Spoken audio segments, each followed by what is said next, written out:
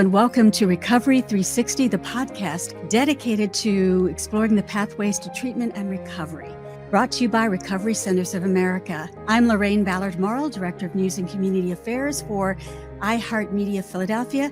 I am so pleased to introduce my friend, my colleague, Tony Luke Jr. Tony, you have had such a powerful voice when it comes to talking about recovery. And I wonder if you could just briefly tell us a little bit about your connection with the whole field of recovery, because you have a very personal mission. Yes. So in 2017, I lost my son, Tony, on March 27th to an overdose. And I'm old school. When I was a kid, I would use a lot of drugs and I just stopped because I wasn't self-medicating an issue. And I had trouble with my son understanding why he couldn't just stop, which is a lot of parents don't get it. They don't understand the self-medicating of addiction. And I was kind of thrust into this when a gentleman had said to me, I heard about your son. Did he pass from cancer? And I said, no, it was an overdose. And he got very upset, as if my son did something wrong to me. And I realized that my lane was to really do whatever I could to make people understand addiction and to get rid of the stigma that has been perpetrated 100 years, which was the uphill battle. So teaming up with you and doing this show and having all these amazing guests on, I'm hoping I can reach people and you can reach people, and together we can reach people in a way where we're like sitting in their home and let them know that we've been through it. I know it. I feel it, and whatever I can share to help bring some hope or some relief to someone that is suffering, I think this show has a great chance of doing that. Well, in every episode, we're going to be sitting down with experts, survivors, and advocates in the field of treatment and recovery. We'll be talking about the riddle of addiction, the complexities, mental health, and physical wellness, while shedding light on the diverse range of therapies, interventions, and approaches available. In today's episode, we'll talk about overcoming, we're talking about the circle of recovery. People enter addiction treatment at different points in their lives, right? Their recovery journey is very specific to each individual. Some people seek help at the very beginning, recognizing the substance use problem and wanting to address it proactively. Others may enter treatment after experiencing severe consequences or hitting rock bottom, realizing the urgent need for change. Every person's journey is unique, but almost always a loved one or family member is also affected by their substance use. Addiction is a disease that affects the entire family. You could not be more on point when you said that. And many individuals, they go through multiple cycles of treatment and relapse, but you hope with each relapse serving as a potential turning point, leading them back into treatment. Additionally, some may enter treatment as part of a court mandate or due to family interventions. Regardless of the entry point, addiction treatment provides vital support and resources to help individuals regain control of their lives and move forward towards lifelong lasting recovery. Yeah, we're very excited to be joined by Dr. Peter Vernig, who is Vice President of Mental Health Services, and Dr. Hyung Un, Chief Medical Officer, both from Recovery Centers of America. Tony? Well, share different viewpoints when patients enter Recovery Centers' 3 pathways. And what does the life cycle of recovery journey, what does it look like? Explain to people that. People don't know. They really don't know that. Yeah, Pete? Sure. So when we think about people who are coming into treatment, really, we're thinking about them not as all being the same. I think that that's a place where a lot of times we do a great disservice to people who are in recovery and who are starting their recovery journey, is by just looking at sort of a one-size-fits-all way of providing people with care. So when we are assessing, when we are working out a plan of care for patients, what we look at is people who are in treatment for the first time. You had kind of brought up, Tony, the the idea about people cycling through treatment or having been in treatment for multiple episodes. And I think that because we sometimes will focus on that, we'll forget about the person who's in treatment for the first time. And this is something, the fear, the stigma, the difficulty just of not knowing what to expect. The uncertainty is amazing for these individuals and for their families. So being able to tailor their treatment to their specific needs, to learn about their illness, learn about how it affects them and their families, versus folks who have been in treatment before. And, they maybe don't need that initial learning. They've already gone through that, but we have amazing opportunities with them to look at what has worked and what hasn't worked in the past.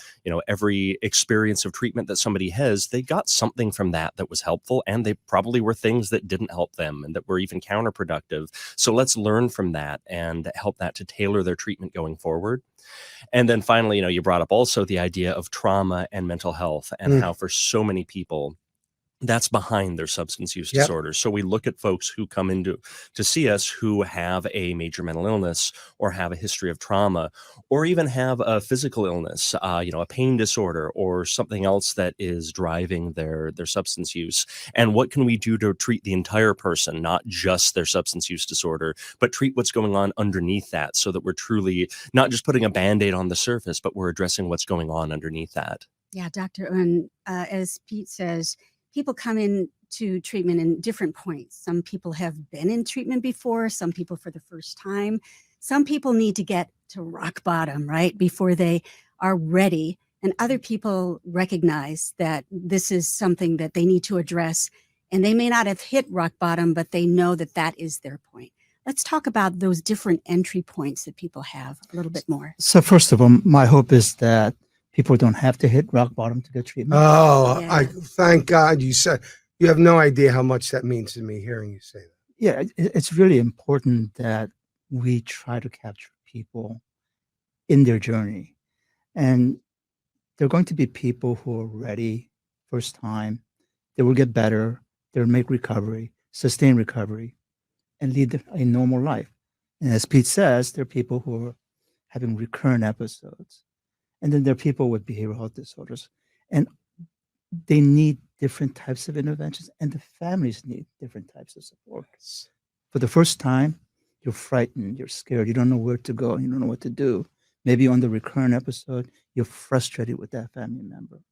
And then with psychiatric disorders, you may not even know what to do. Do I go for the mental health first? Do I treat substance use first?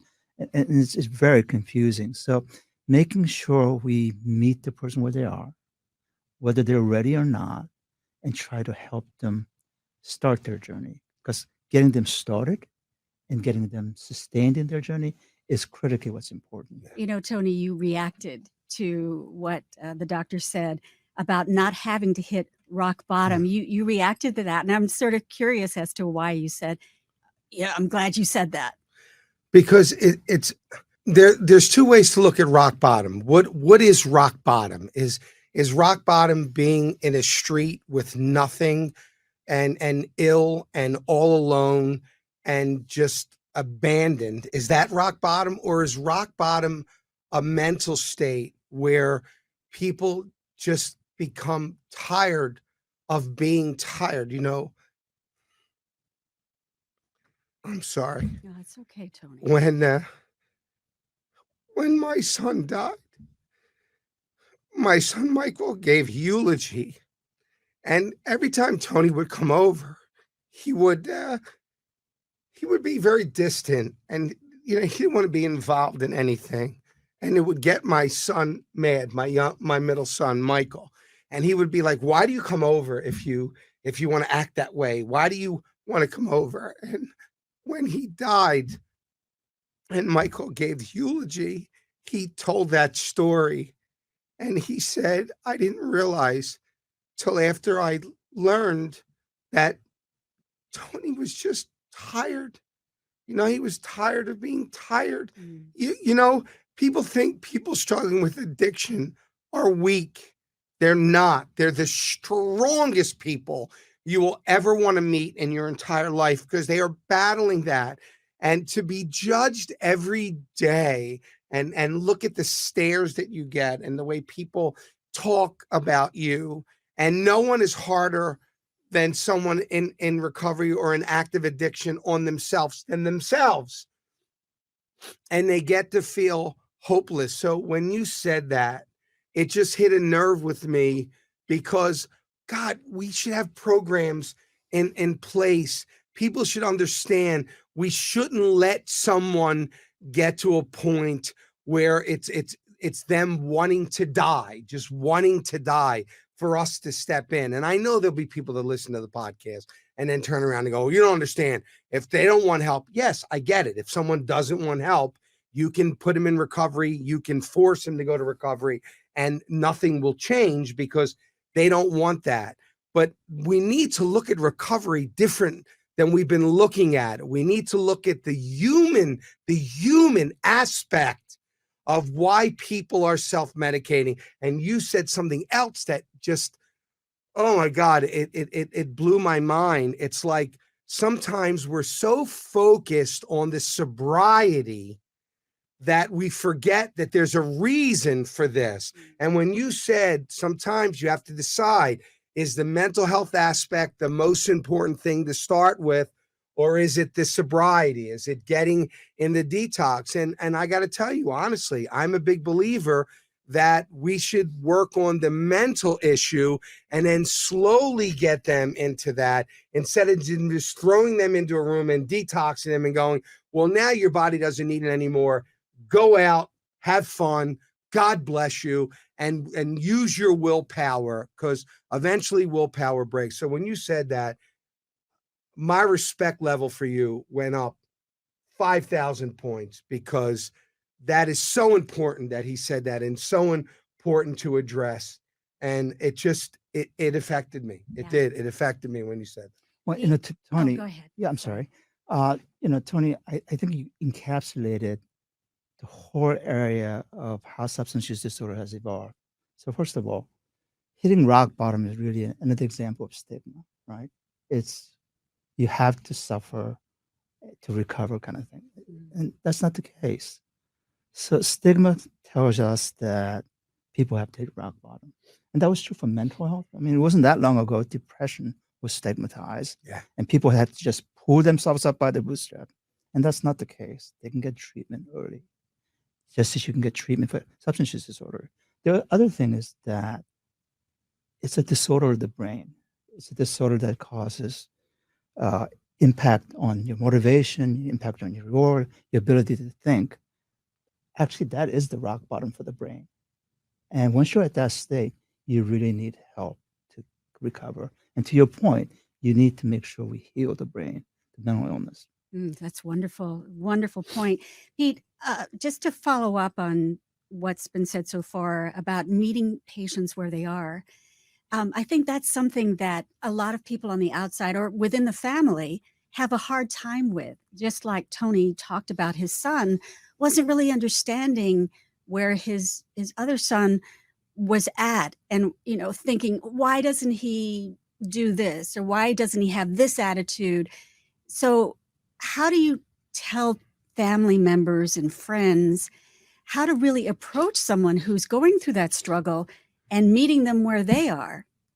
So in the field, we use the term meet the patient where they are all the time, and that kind of is representative of some of the developments in the field over the past 10, 20 years.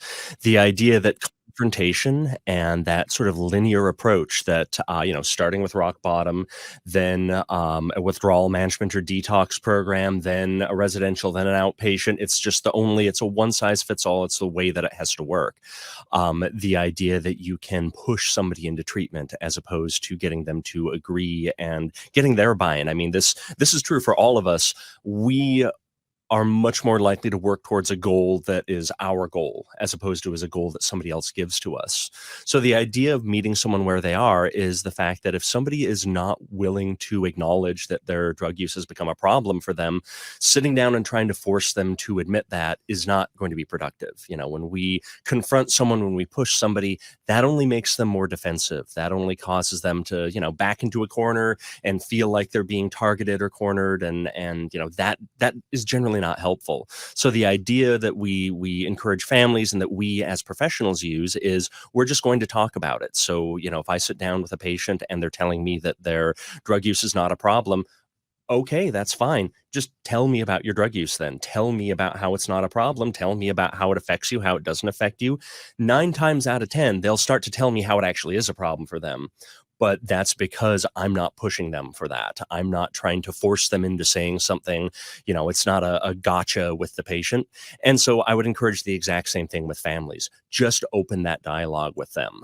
It's destigmatizing to talk about it. It's important to open up those lines of communication and let them know there's no judgment and there's no agenda. It's simply that, if it's a family member, I love you, I care about you. Every part of your life is important to me, even this part of it. So I want to hear what's going on with you. Wow, I love that. I love that attitude. It's very hard, I think, for people not to be judgmental, but I love the language that you use that allows that open conversation. It's not like you're wrong, you need to get help, but what's happening with you right now? Tell us about that. And then that allows that person to open up. Yeah, and you also said something that hit with me as well. You said we need to get people better. And we had this conversation in our last podcast that I don't like the term. I just personally am not fond of the term clean. I don't like it because it sounds to me that you're dirty. And I keep telling people don't need to get clean. They need to get well, and let me tell you something, words have power. Words are powerful, and when you hear them over and over again, you stigmatize yourself as someone who is struggling with a loss. And make no mistake, someone who is in active addiction is suffering a loss of who they were and who they thought they wanted to be or what they thought their life would turn into. And I love that you mentioned the fact of the family. The saddest part is the family is like always on the back burner. Like they're the least most important thing when, unless you go through it, you can't imagine what it is like to watch someone that you love dying in front of you and your hands are tied and you don't know what to do and you look for help that isn't there. When he died, it wasn't there. No one was speaking like we were speaking now. No one was talking about mental health. No one was talking about trauma.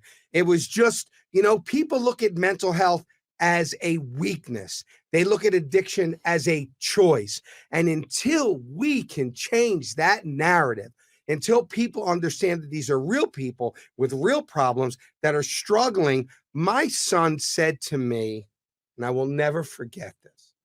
He said, "Dad, I just wish I would die so I would stop hurting the people that I love." And he believed it. Like he believed that. He believed that he would be better. Everyone in his life would be better if he died. So how much pain do you have to be in to feel that way? Wow. And there's very little support for families. And they're afraid. When Tony first died, everyone said, don't tell him that he died. Like why? Why? Because this stigma, that's why. And it has to stop. Dr. Un, so we're talking about meeting people where they are. And you've already indicated, the two of you, that there are many different strategies. It's not like a one-size-fit-all type of approach. How do you begin to decide or tailor to that individual what works best for them? What are some of the questions that you ask them? So I think it's actually relatively irrelevant what I think. You need to start where the patient is and ask them what's going with them.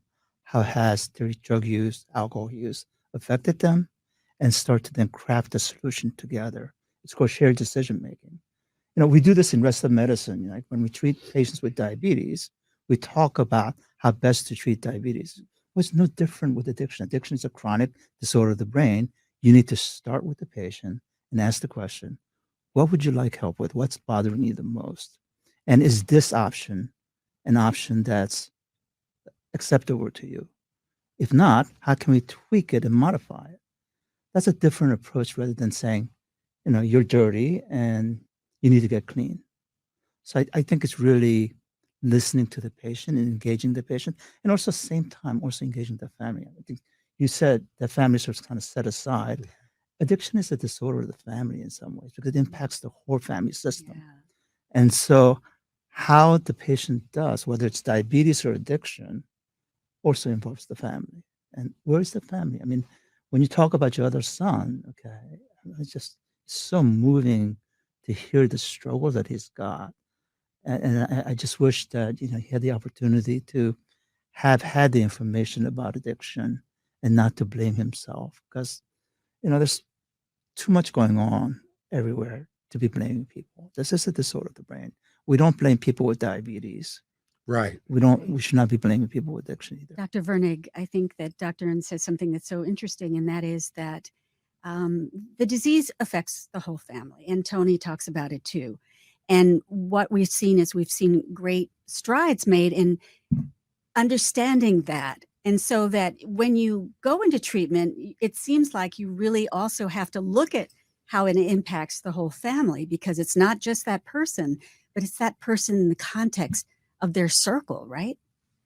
Absolutely. And, just like every patient, every individual who's living with a substance use disorder is different and needs something different, every family is different and is in a different place. Sometimes what families need is they just need the support.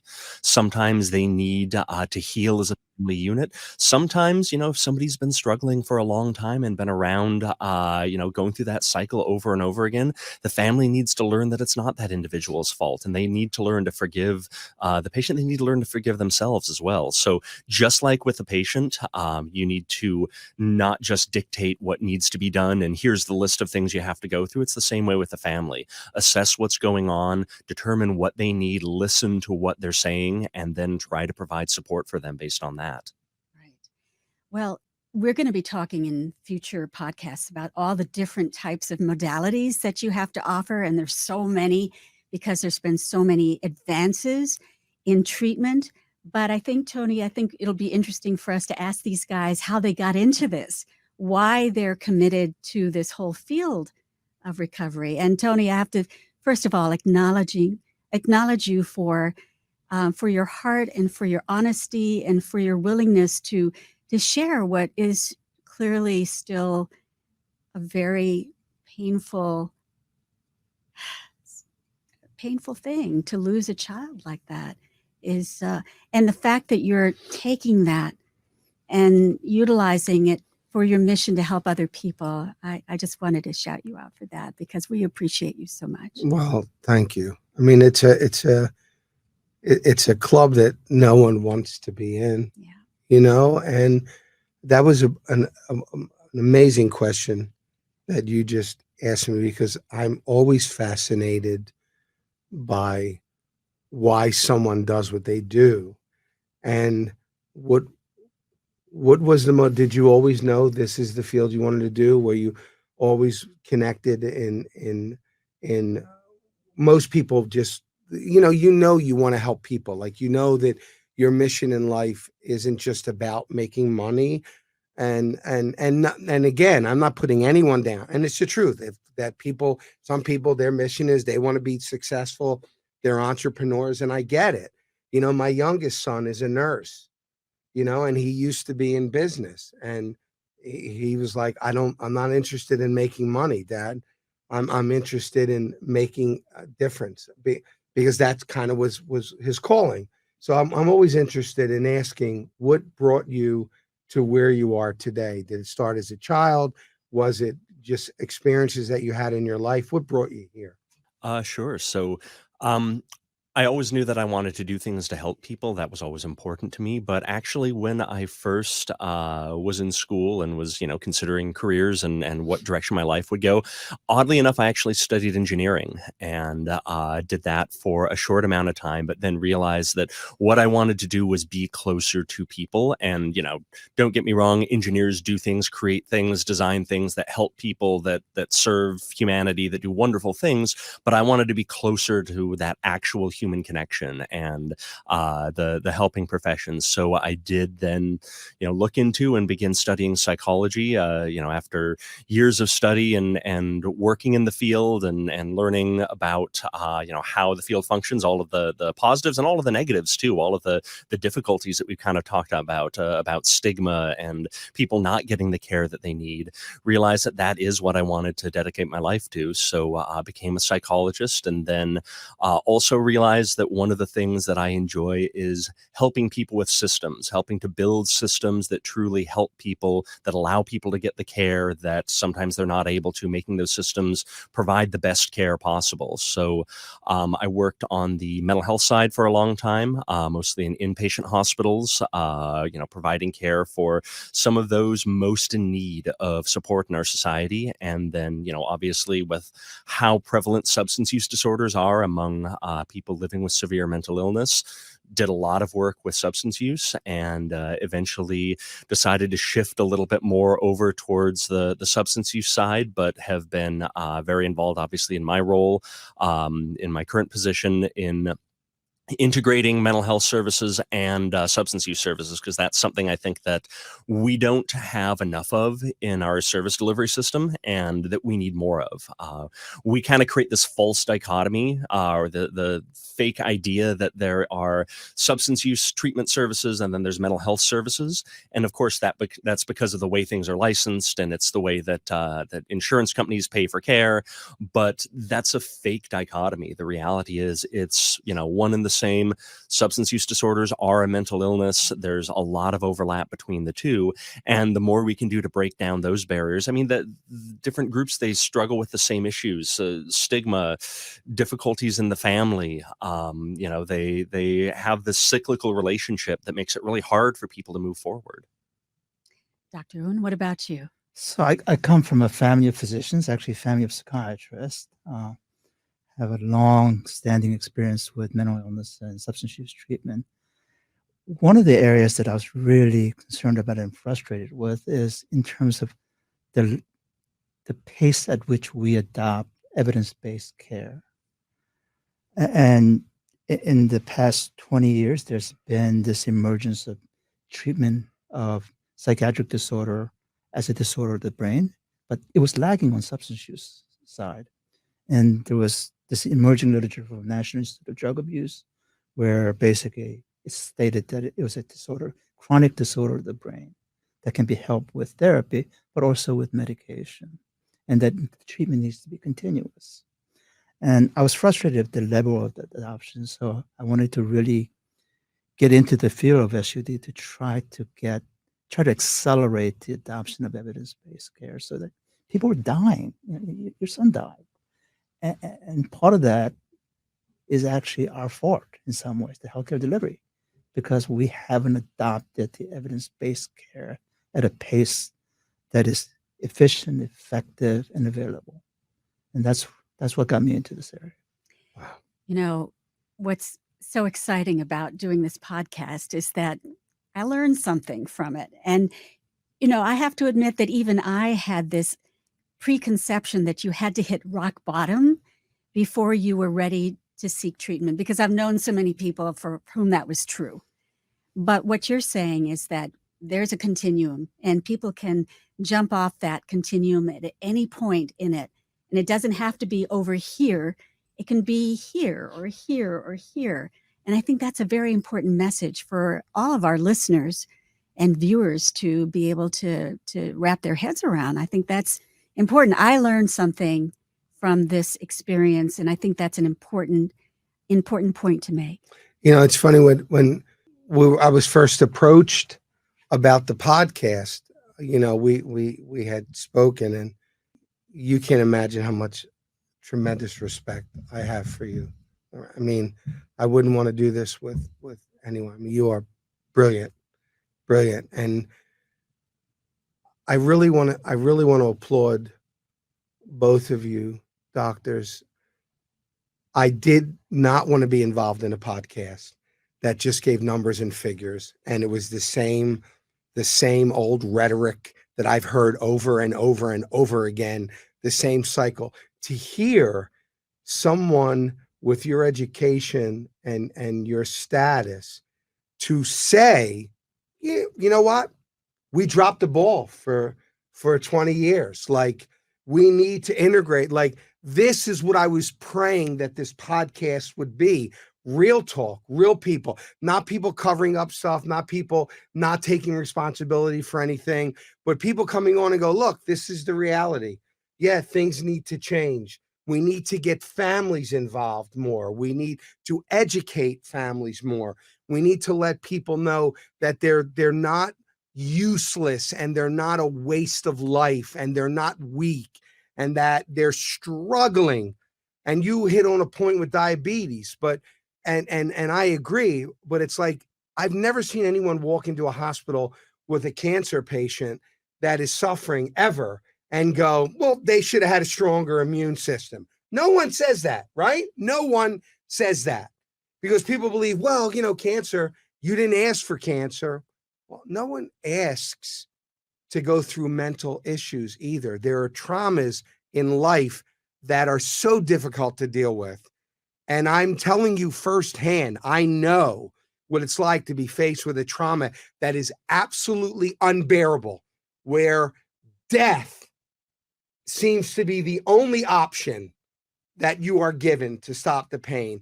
And to break through that, for me, it was music. Like I said, it was the music, and to write the music for people to hear it, to help them get through it. Well, everyone is different. We don't know what everyone else needs. But to be able to have those conversations, real conversations of care, and go, you know what? I don't care that you're using. That's not why we're here. I don't care. I want to know you. I want to know about you. I'm not judging you. I'm not looking at you funny. I want to know you. Talk to me. Just talk to me. That's the first line.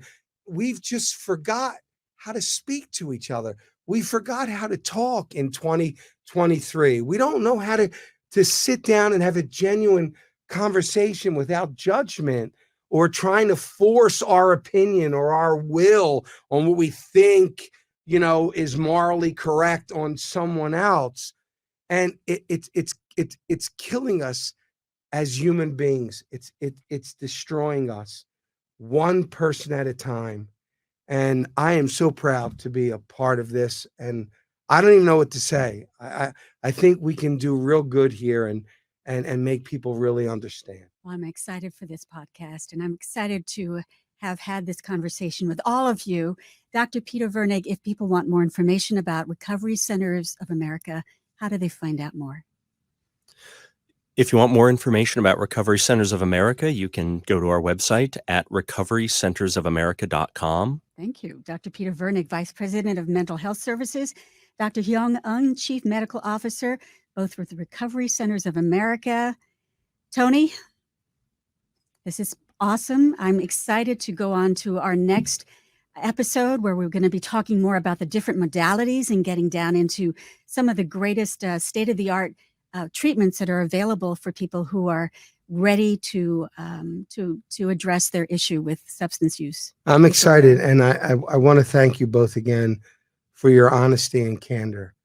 I think what you said will touch a lot of people, and it will really it will push them for better understanding. Thank you both so much. Thank you. I'm Lorraine Ballard Morrill. I'm Tony Luke Jr. See you next time.